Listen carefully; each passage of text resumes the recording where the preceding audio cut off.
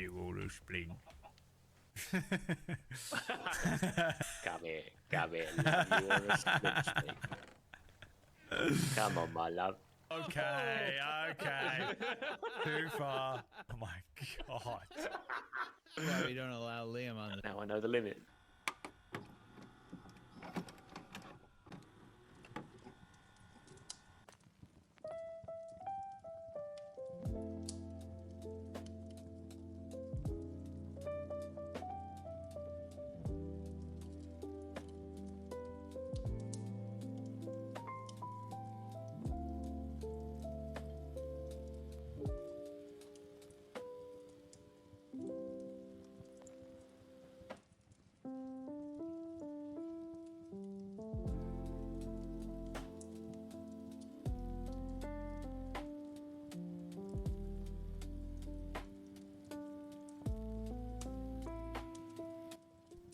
Okay, well, happy Christmas season, everyone.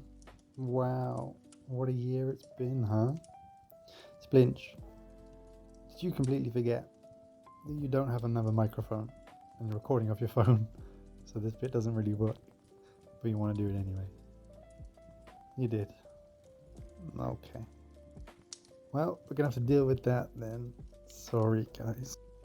First of all, congratulations to Twisted Minds, this year's Overwatch League World Champions. Finally, someone managed to vaccinate those crazy raccoons. I thought they would go all the way, but not to be this year. GG. And did you like my parasociality trailer then? Hey GPT, what did you think of it? Splinch, it's literally the Too Fast, Too Furious bridge jump with Overwatch meme edits plastered on top. It's art, GPT, okay? I was trying to show that if you take two disparate mediums, you can link them together. And that relates to parasociality, how, Splinch? Okay then, Mrs. 20 trillion parameters. A separate video then? You know, one that might actually be monetizable? Alright then, smarty pants. So, here we have a streamer. He just signed up to Twitch, has 0 followers, there's nobody in chat, and this is how it's supposed to be. Streaming platforms don't just dump people into 20,000 viewer streams on their first day. Why?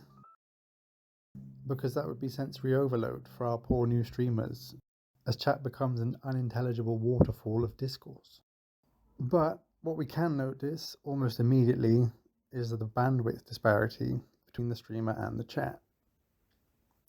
The viewer gets Ultra HD 4K beamed straight into their nervous system. They can see, hear the streamer and the game and everything going on. But by contrast, when the streamer looks at chat, at least on their first day, they see maybe one single message, one single chatter. The streamer is outputting on fiber optic broadband, but chat interacts like NASA's Voyager network on dial-up, sending back kilobytes per second at best. And that mismatch, that bandwidth gap, is where so many misunderstandings spark. The viewer gets a cinematic broadcast, visuals, audio, tone, vibe, all parsed instantly. But the streamer receives a fragment, a sentence with no expression, no timing cues, no stabilizers. By the time the message hits, context has evaporated. So the streamer is piloting at warp speed, while chat is communicating through a tin can telephone. It's not malice, it's physics. The delay is built into the medium. Okay, so maybe a lesson before we leave pit lane. That's a great idea, GPT. How do you come up with these things? So, the way I like to see it is that everyone has a relationship tree. The streamer, the viewer, Barack Obama, Robbie Williams, Harry Potter, everyone. And all throughout our lives, some people on that tree are unfortunately going to get, well, blickied. And there's not a lot we can do about that. That's just life. People fade away, focus on their vaping careers, whatever. And when you move into adulthood, the social scaffolding of school, college, university can fall away, with probably a large portion of people finding new friends mainly either at work or increasingly online.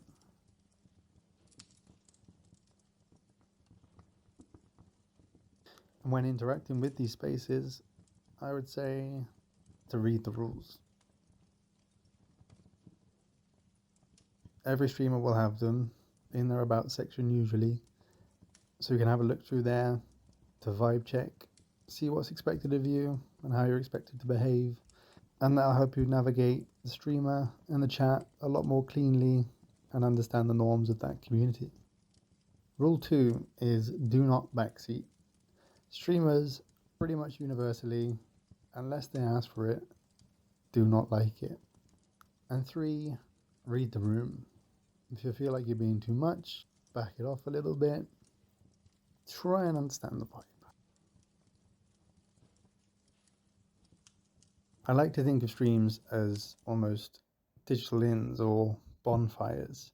They're a safe place where total randoms can meet safely in a moderated space. And when we see them like that, it's easy to see why they're growing in popularity. The real world taverns and inns and pubs and clubs and bonfires, they're all starting to fall away.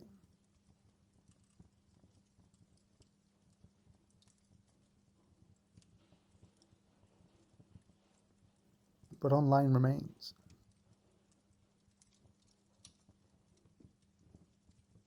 So with that, it's little wonder that our generation turns to the internet for socializing. We do need to mention AI, I think, and for me, this is where things are probably going to get weird. Because we are already seeing people fall in love with GPT. And I mean, it's not all that surprising, because before that, TLC made a whole channel about people falling in love with their cars and roller coasters. So it's kind of a step up there in my book.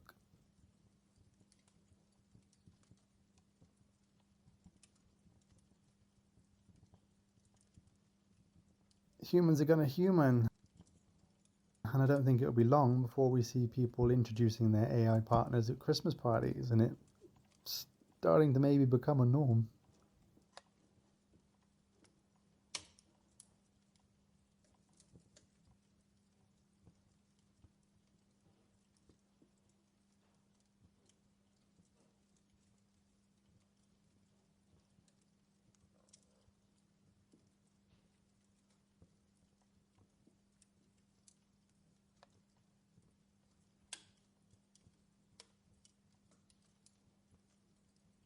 AI offers a non-judgmental space.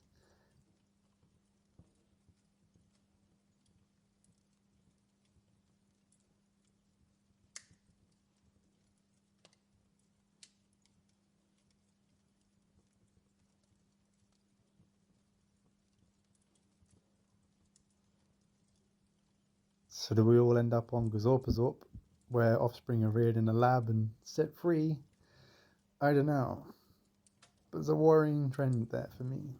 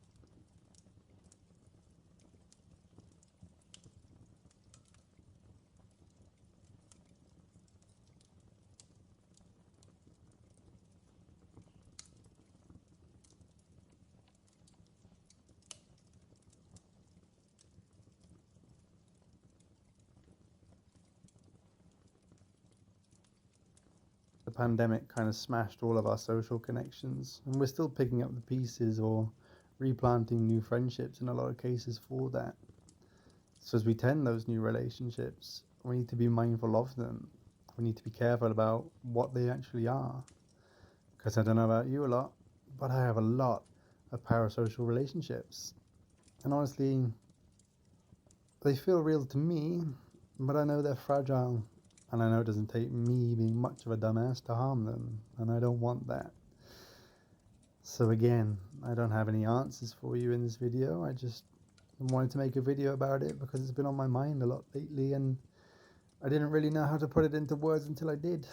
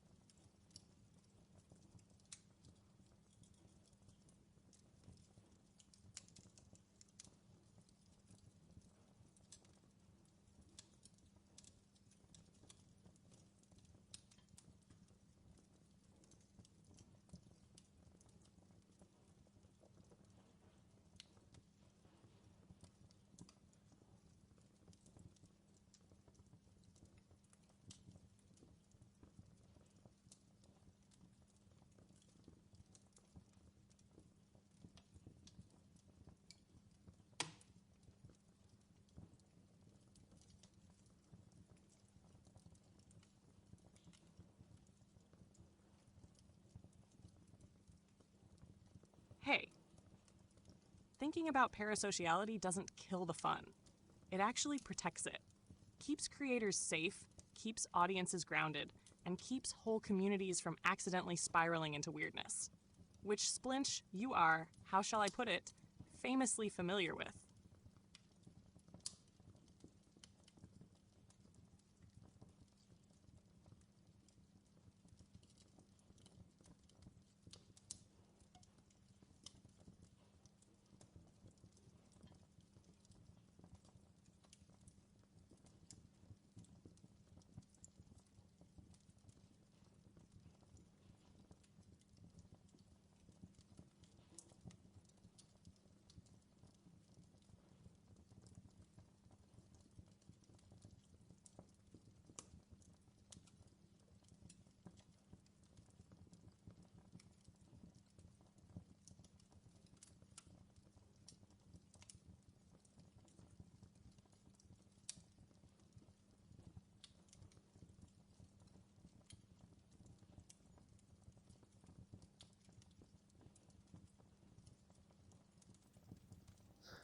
Okay, let's take a TLDR look at how humans have communicated over the years, shall we?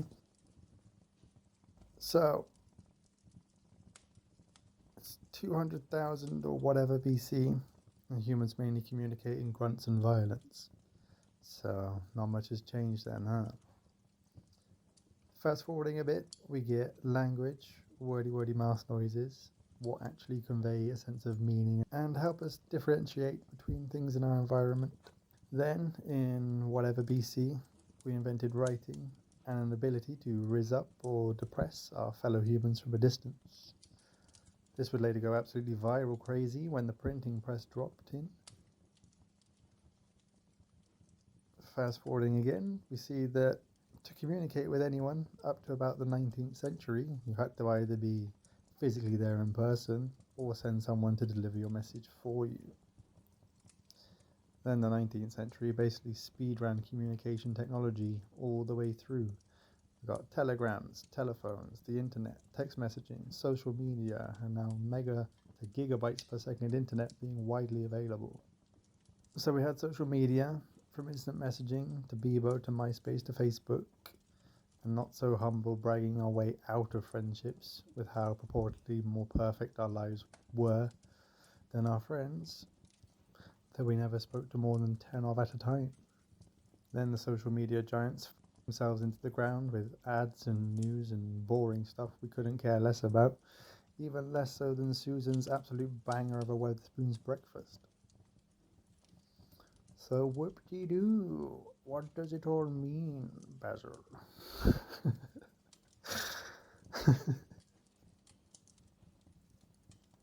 That's what I'm struggling with this video, because like I don't know, to be honest with you.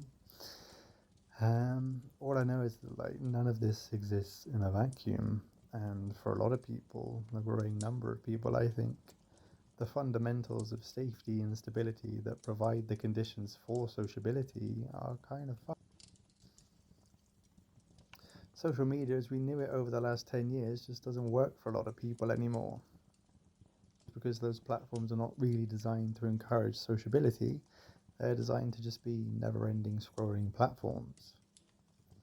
So one person that I came across making this video was Kyla Scanlon, and she's kind of like rewritten the whole second half of this video for me, because she had some just excellent points that I really wanted to build on, and they helped me think about it a lot.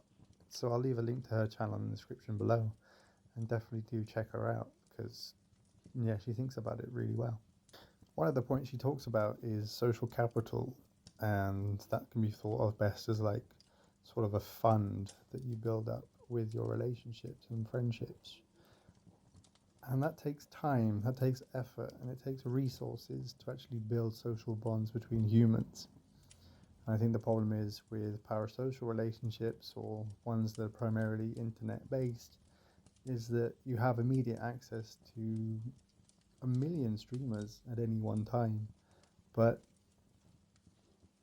while we can access those streamers immediately, what we can't do is build up that fund of social capital that goes with it. That takes time. So here again, do you see that bandwidth mismatch?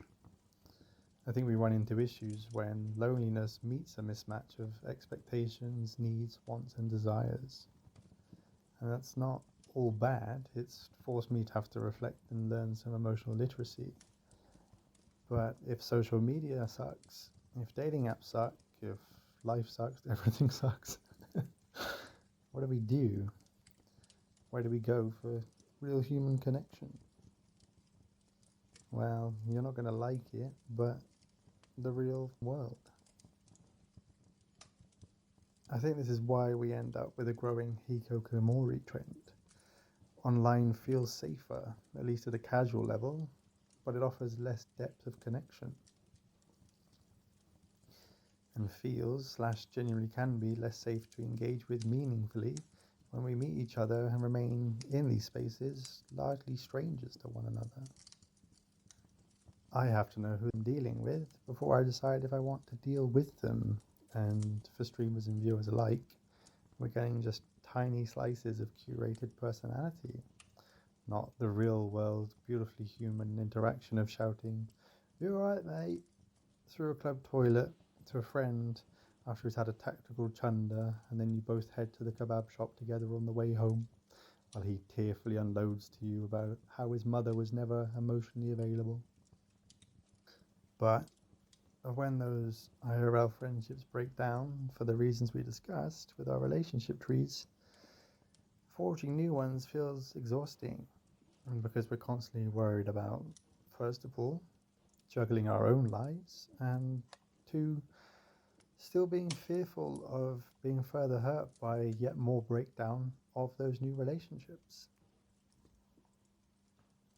So we just don't invest and then wonder why we have so little. This whole goddamn project, this whole video just kind of spiraled out of control quite quickly. I had a million ideas about what I wanted to say, and I spent a few nights trying to order it and make sure I hit all those key points, but much as Kyla discussed in one of her videos, language itself can feel inadequate sometimes. I'd agree with that sentiment. You know, we can't mantis our way into empathetically feeling what other people do, and until we can, language is largely all we have. And in closing, I feel like we need media, we need relationships and entertainment that are somehow less static, because I always feel like I want to say more or update things or retract things, revise them, correct mistakes, and I can't really do that very well when I upload this and it's out there. I feel like whatever words I use, it doesn't encompass what I'm feeling well enough. But that's okay. Saying something is something, and you don't have to take any video from anyone on here as gospel. And you certainly don't need to carry the world alone. IRL relationships can be good, and online relationships can be meaningful in their own right. I know nowadays we wake up, hit our phones, and it's off to the races until you collapse, but it doesn't have to be that way. We can walk away from them for a bit. The world won't collapse around you, I promise. Outside of the attention economy and the drama and the advertisements that we're constantly exposed to. If you look around, the world is still going on around you. The walls are still standing. It's okay, and that's okay.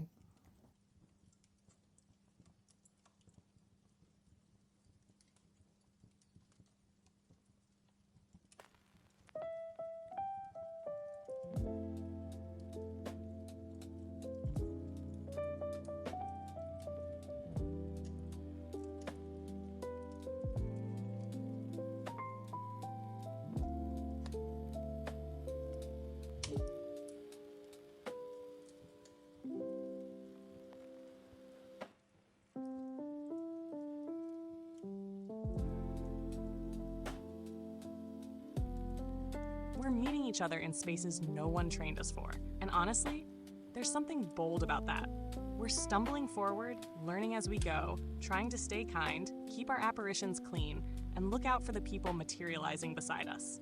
So keep it fun. Keep it chaotic. Keep it safe.